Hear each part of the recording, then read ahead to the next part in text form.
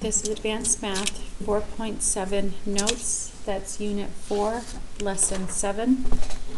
And today we're going to be graphing secant, cosecant, and secant graphs. All right. Number 1, we are going to graph y equals secant of x. So whenever you're asked to graph a reciprocal function, secant or cosecant, you think of what its original function looked like. What's the reciprocal of secant? It's cosine. So what does y equal cosine of x? What does the graph of y equal cosine x look like?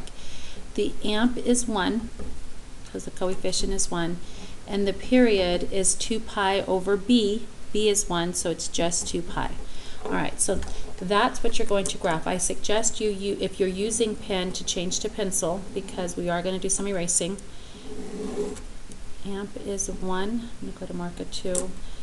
-1, -2. Period is 2 pi. And then we cut in half again and cut in half again to find our quarter points. So half of 2 pi is pi. Half of pi is pi over 2. 2 pi plus pi is 3 pi. 3 pi cut in half is 3 pi over 2. All right. So, cosine. Cosine graph starts at a maximum, goes to 0, goes to a minimum, back to a 0, and then a max. Max, 0, min, 0, max. All right, so lightly sketch it, because this is going to be what we erase eventually, because technically cosine is not what we're graphing. We're graphing its reciprocal, but the cosine will help us get there. I would like to start with our zeros. These zeros are x-intercepts. At pi over 2, if I were to plug pi over 2 into original cosine, 0 would be my answer. At 3 pi over 2, 0 is my answer. So, what is the reciprocal? Secant's the reciprocal. What's the reciprocal of 0? Undefined. We should remember that from a previous unit. So, if you were to pull out your unit circle and actually find secant at pi over 2, 90 degrees, find cosine. Cosine would be 0. When you take the reciprocal, you would see that it would be undefined. Undefined are asymptotes. The graph does not exist at those points. Okay, I am going to start here. Now, what's the reciprocal of 1? Is 1. Between 0 to pi over 2, what kind of numbers do I have? I have answers that right here are between 0 and 1. Do you see that? It goes from 0 to 1. Now what happens, what kind of numbers are between 0 and 1? 1/2, 1/3, 1/4. I'm looking at here, like these numbers right here. What kind of y values do I have? I have all these small fractions smaller than 1, or even 5/6. But what happens when I flip or reciprocal all of those? They get really big. The reciprocal of 5/6 is 6 over 5. The reciprocal of 1/2 is 2 over 1. The reciprocal over here, I'm getting really close. What's going to happen? I'm getting really small. Say this is 1/16. It's going to be 16. So what's going to happen, and if it doesn't make sense, I'll explain more in class. It's going to flip up like so. It's going to get really close to the asymptote, but never touch. So this here is no longer part of our graph, and I'll do a better job at erasing in just a little bit. All right, here is -1. The reciprocal of -1 is still -1. This is going to reciprocal around, and it's going to look like this. Same thing with this piece. It's going between 0 to -1. It's going to look like this when it flips around. And the same thing's going to happen on the far right. I can see this little bump here. I'm going to reciprocal it and end up with a graph that looks like that. So if you erase all this inside stuff, because that was not part of your graph, and some of you eventually will not even have to draw the inside stuff, because you can kind of see what it's going to look like already, that there is your beautiful secant graph. The asymptotes are there because they're not just there to guide you, but they're to show you that the graph does not exist at pi over 2 or 3 pi over 2. All right, let's try another one. Number 2.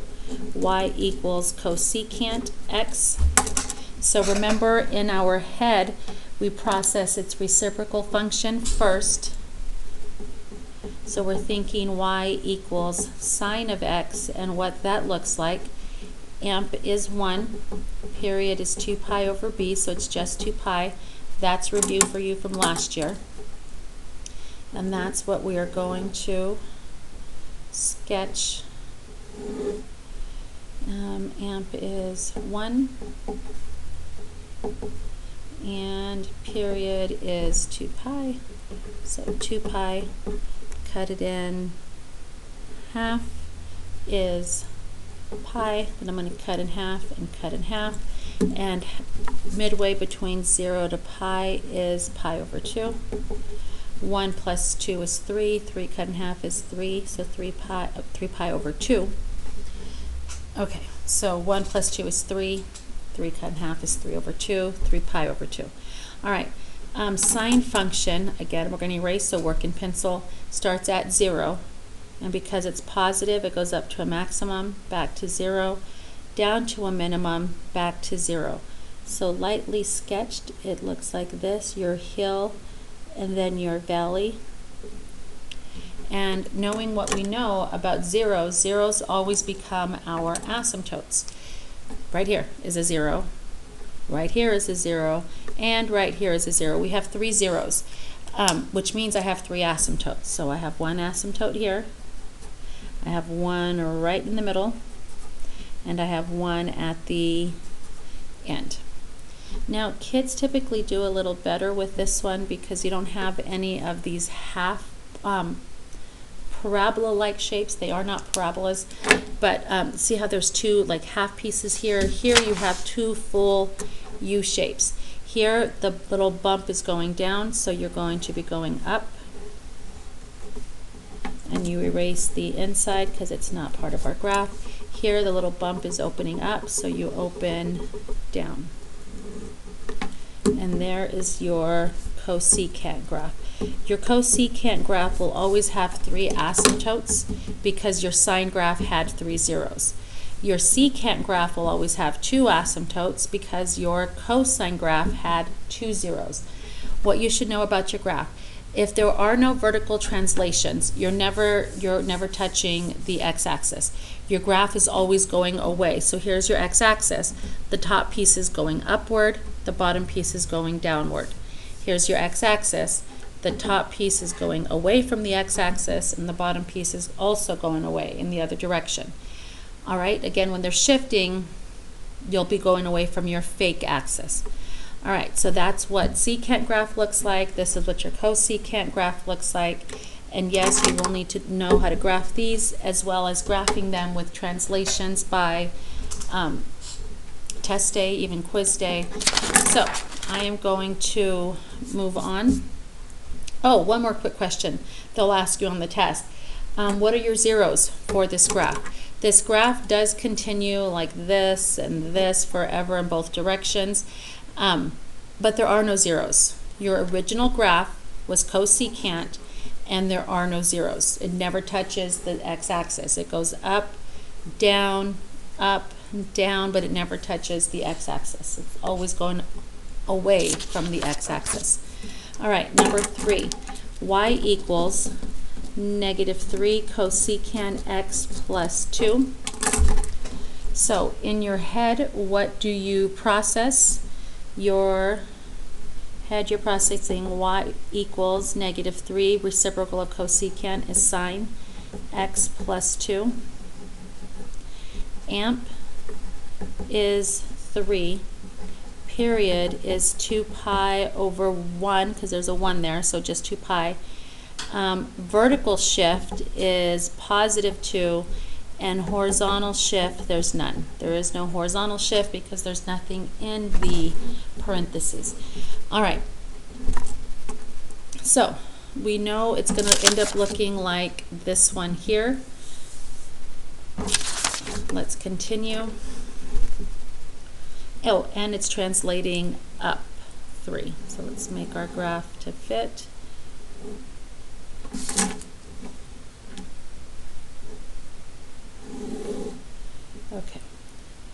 1, 2, 3, 4, 5. 1, 2, -3. Okay, and period is 2 pi. Cut the 2 pi in half. You get pi, and then you find your quarter points. Cut in half, cut in half. This is pi over 2. This is 3 pi over 2. And we're translating, we do our translation first. Our vertical shift is 2. So remember, you always do that before the amp. So there's my fake axis. If my amp is 3, I'm going to go up 3. So from here, 1, 2, 3. So what is that? 1, 2, 3, 4, 5. And then I go down 3, 1, 2, 3. That puts me at -1. Okay, so my original sine graph before I do the reciprocal is going to oscillate between 5 and -1. Okay, now because it is a, what is it, negative sign, it still starts at 0, in this case a fake 0. My next key point is a minimum. Next key point is a fake 0. Next key point is a maximum. And my last key point is a fake 0. Okay, so lightly sketch in your negative sine graph. It still starts at 0, then it goes down to my valley, and then the hill. 1, 2, 3, 1, 2, 3. Okay, now we're going to actually do the graph. So I'm going to make my, now when you make your asymptotes, your fake zeros are your asymptotes.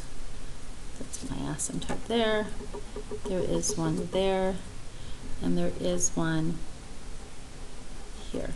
Because when you plug it in, your asymptote's going to end up there, and you shift it up to, the asymptotes are still going to end up in those 3 spots. Okay, so this is the one where I end up with 2 complete U shapes. So the first one, the original U is opening up, so I'm going to go here and open downward because I never go towards my axis, or in this case my fake axis. So I'm going to erase the original piece there. And this graph here is a downward U, so I'm going to open upward, erasing this one again because I never go towards my axis, or in this case my fake axis. Alright, so that's the graph for -3 cosecant x plus 2. Alright, where kids often mess up is right in here. These graphs, I don't know, they do some wonky things, and they I don't even know, they put them on the wrong side, or they move this way, but they just mess it up. So please just remember what the graphs look like and how to graph them. All right, this was number 3, so now we are on number 4. Y equals negative secant parentheses 2x minus pi. All right, so process. Y equals negative cosine parentheses 2x minus pi.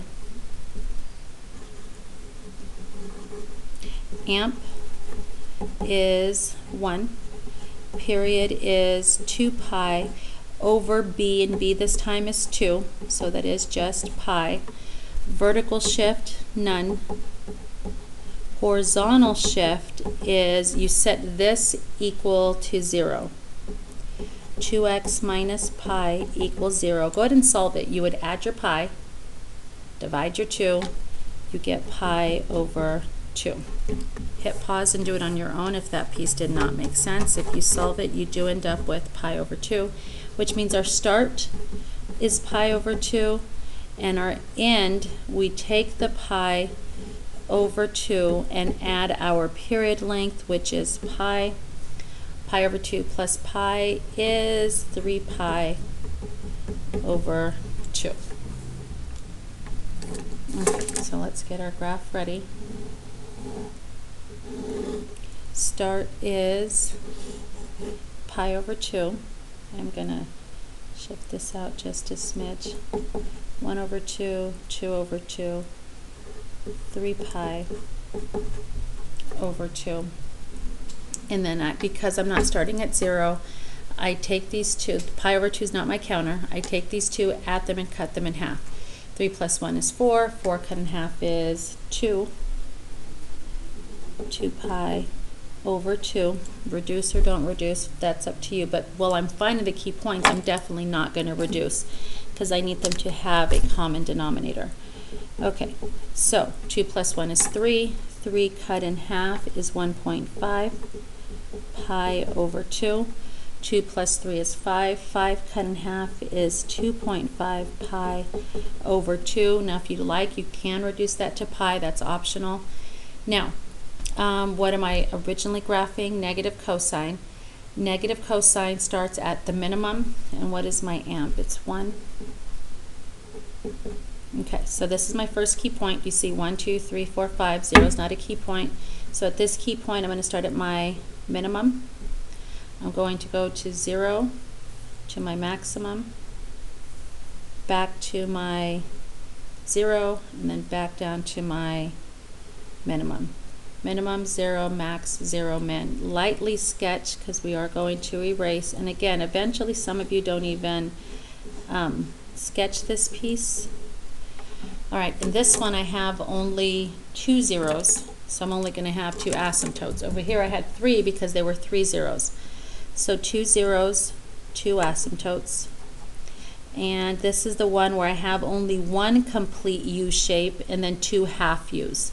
This one I had 2 complete U shapes. This one I have only 1 complete one, and it's going to happen in the middle. This is going downward, so I'm going to be opening upward, always away from the x-axis.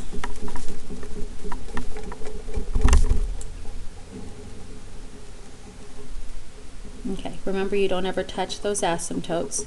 Okay, and then here, this little half U is going up, so my half U is going to go towards the blue line, towards the asymptote in the opposite direction. This little half U is opening upward, so I am going to go downward again towards the asymptote, like so. All of this in here is not part of my graph, so I am going to erase. And that there is what your graph should look like. We will get more practice with this in class. That is it for this lesson. We'll do more together in class.